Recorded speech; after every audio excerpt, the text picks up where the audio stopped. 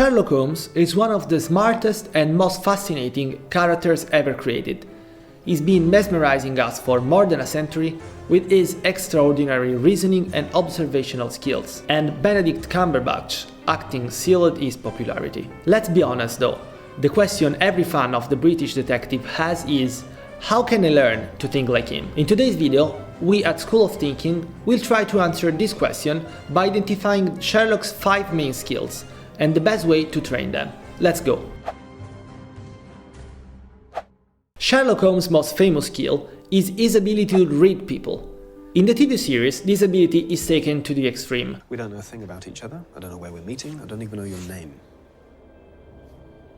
I know you're an army doctor and you've been invalided home from Afghanistan. I know you've got a brother who's worried about you, but you won't go to him for help because you don't approve of him, possibly because he's an alcoholic, more likely because he recently walked out on his wife. And I know that your therapist thinks you're limp psychosomatic, quite correctly, I'm afraid. It's enough to be going on with, don't you think?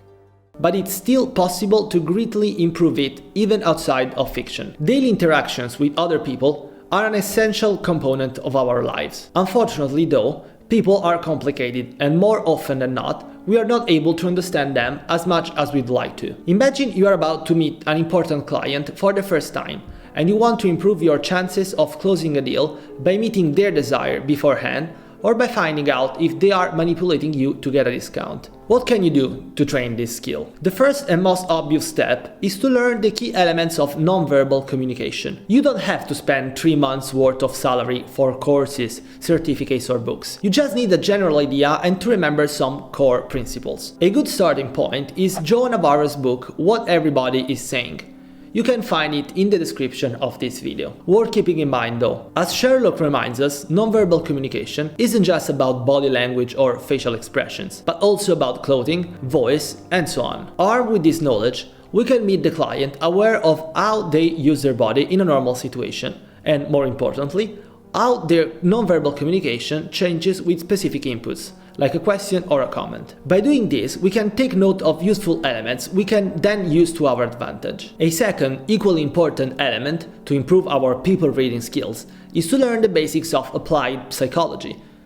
This means asking ourselves questions like, what is the personality of the person I'm interacting with? What is their communication style? What are their main values? More concretely, we can learn to answer these questions by learning about the main psychological theories on personality, motivation and communication. Yes, it's a tad more complex than what we have talked about before, but again, you don't need a PhD in psychology. You just need to study a bit more in depth. Before we apply what we have learned to real life, we can exercise by analyzing the characters from our favorite TV series, like Sherlock for example, trying to understand them and to predict what they might be doing in the next few episodes. After that, we can slowly begin to practice in informal and relaxed situations with people we know well, talking with them about our interest in applied psychology, sharing with them our ideas about their personality, and seeing whether they are correct or not.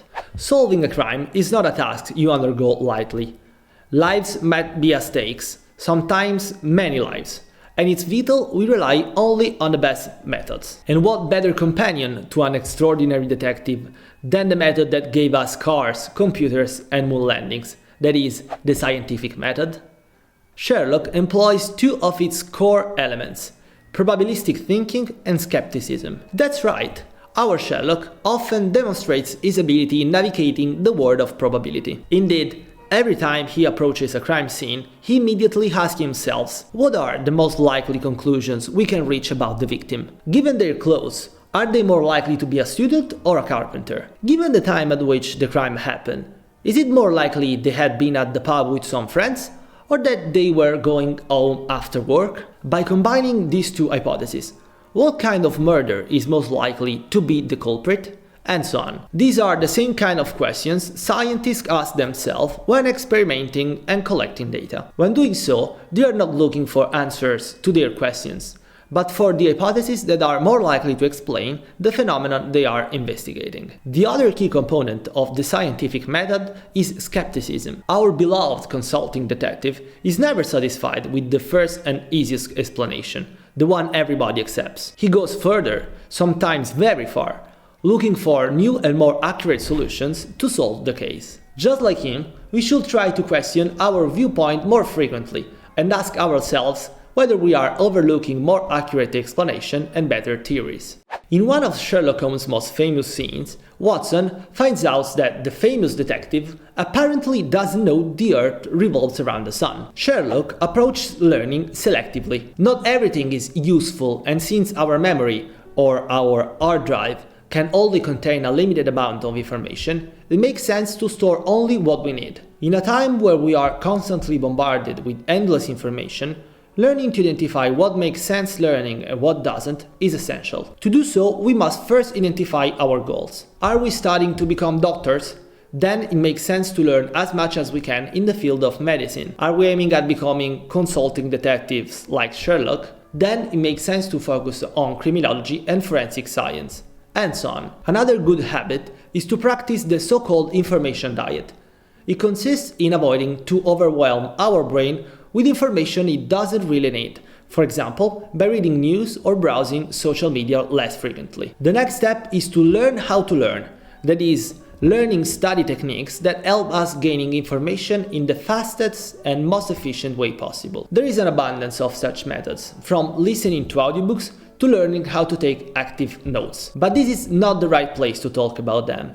If you would like to know more, leave us a comment and maybe we'll create some videos about it. Sherlock's memory is so important that it plays a major role in one of the most interesting episodes of the series, the one that features his huge memory palace. The memory palace is an ancient technique that allows us to remember a large amount of information for a very long time, by visualizing places we know well, to which we associate elements we want to memorize. Quite compelling, but it's better if we linger for a while on this topic. While there is no denying that memory plays a key role in a well-trained mind, nowadays this kind of memory technique is not as useful as it might seem. In order to learn and internalize these techniques, even at a superficial level, we are going to need huge amounts of time and efforts, and money, given the cost of many memory courses. Not only that, these techniques allow us to memorize only specific and limited information, such as lists of facts and data. There are other, far simpler methods we can practice to learn and improve our memory.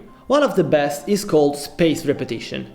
It consists in repeating information we want to learn a few times at very specific time intervals, for example a day, a week, or a month after its acquisition, in order to transfer it progressively in our long-term memory. Platforms like Anki and Quizlet allow you to do it digitally and are very intuitive.